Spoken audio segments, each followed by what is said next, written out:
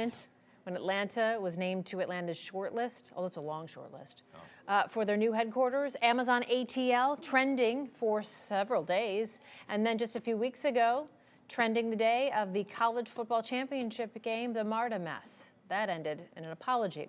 Whether we're attracting huge investment or huge crowds, mass transit continues to be an Achilles heel, a real weak spot in Metro Atlanta, and it's one that the station has covered aggressively for decades.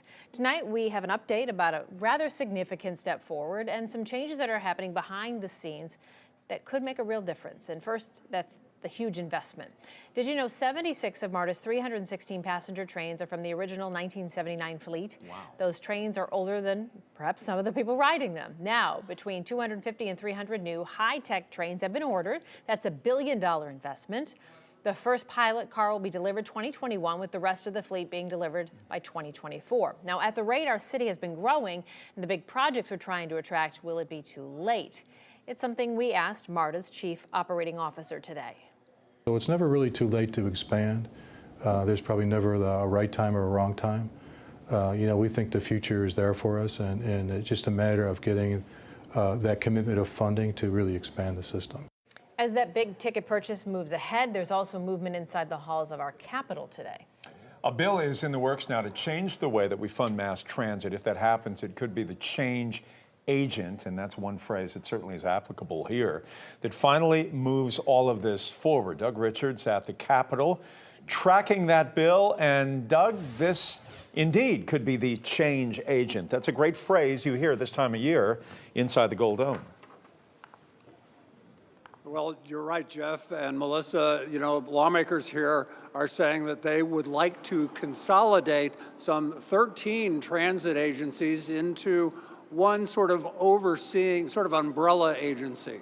And, there is MARTA, but there's also all these other transit agencies in outlying counties that maybe kind of connect to MARTA. And lawmakers here are saying that that's really a lousy way regionally to get people around.